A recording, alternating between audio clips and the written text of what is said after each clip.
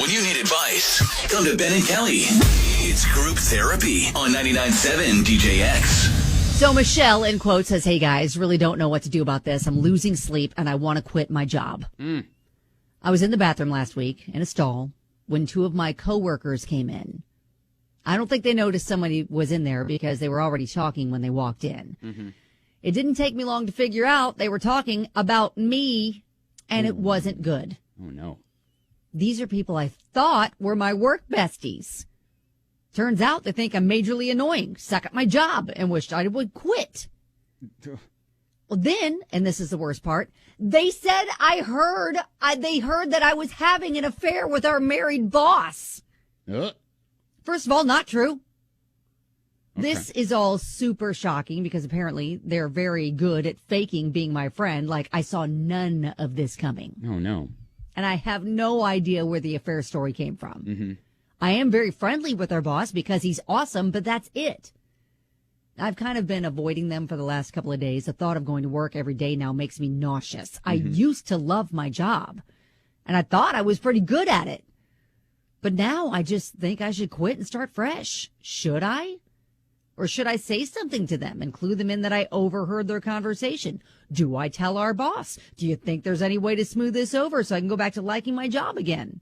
Man, that's a tough situation, especially when you are, like you're at work probably more hours a week than you are at home. Exactly. And especially when, it's very jarring when you thought that you had this dynamic, this relationship with people, and then to find out exact opposite, and they've been like completely being fake to you the entire time and lying. That's not great. I can't imagine that's the first time that they've done that, especially if it's a little click. Yeah. I feel like they're probably getting, and maybe, who knows, maybe they've gotten other people to quit as well, just because of, acting that sort of way in the workplace. But what's the move here, though? Do we say something to them? Do we tip our hat that hey, I heard your conversation, and how do we bring that up? Or do we go to the boss? Yeah, I think you first go to the boss and just say, hey, I overheard something. It's concerning me, and I wanted to fill you in before it got bigger. That's got spread around the office. Yeah, and yeah, for sure. Not knowing how big the office is. Because you don't know, you certainly don't want that rumor going around that you have done anything not good with your married boss. And then there's I'm just playing this out in my head that the boss is going to bring those two in, and it's like they're going to the principal's office, and then they're going to retaliate and hate you even more. And then that's just going to continue the spiral of you hating your job and not going to make anything better. It feels like a lose-lose situation here, to be honest. All right. So this is okay. This is where we need you to help us out here, group therapy. So let us know, especially your experience, because I know everybody's had an experience at work that, maybe they've overheard some coworkers talking some smack about them or whatever, or you've known that there have been some rumors that have been flying around. How you approached it, I think, would help. So our number is 502-795-1997. We'll take some of your stories on the way with group therapy. Michelle overheard coworkers talking smack about her. Caused her to lose sleep. Now she wants to quit altogether. Should she quit? Should she confront? Rumors even she was messing around with their married boss. So, which she's no, not true at all. Yeah, for sure. So what's the move here? Do we confront them? Do we go to the boss? Mm-hmm. A lot of people are wanting her to just put them on blast in front of the entire office. I don't know if that's how you do it, because I don't either. I don't want her to stoop to their level, right? Becky says, I'm 100% the person that would go to work happy every day and keep being you, because if you're good at your job, just to prove to them that they can't intimidate you into quitting. These girls sound jealous, so keep going to work. Be that badass that's great at your job and just cut ties with these girls. Them hating you has no effect on your self-worth as an employee. And then kind of wondering, do you think they knew she was in there?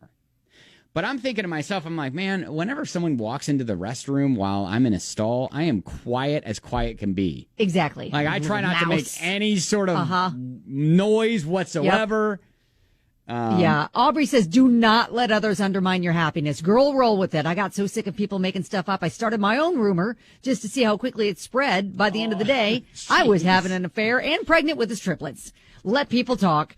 Do not let them undermine your worth. Love your job, especially if you love it. Or walk up to those two coworkers and tell them you heard them. Don't appreciate it and continue working your best life. Seriously, words hurt, actions hurt worse. Confront them and watch how quickly the cookie crumbles. Yeah, I still think you don't necessarily confront them before confronting your boss and or HR. Lisa checks in and says, hey, I work in HR. I hear this stuff daily. So-called work besties are not the same as friends. Work besties are, more often than not, a relationship of convenience. Discuss your skills and output with your boss. If they are satisfied, that issue is resolved. As for the affair, you can bring that up with the boss too. But just know there might be some repercussions for the besties. If you don't want to go that route, pull them aside quietly and ask them why they think such a disgusting thing. If they continue to run their bestie mouths, then discuss it with management. That's all from Lisa, who works in HR. So yeah, I would almost be like, even approach it as if, you've been try to make them feel bad about hurting your feelings. Because I know they probably would be mortified to know you heard everything they said, especially with it was really bad. So you maybe approach them just like, hey, I need to be honest with you guys. I was in the bathroom when I overheard you guys talking about me, and it just really hurt. I think if you just come with that kind of just be honest about how badly it hurt your feelings and just say, I wanted to know why you thought that, and see if you can start a conversation. Maybe, it'll be enough for them to be like, oh, it'll be a wake-up call that we got to watch how we talk around the office. You never know who's listening. Angie said she shouldn't quit. I'd talk to my boss, let them know the rumor the two said, and then I'd let those two backstabbing bees know I overheard in the bathroom about how they were talking about me, and let them know the boss knows about the rumor too.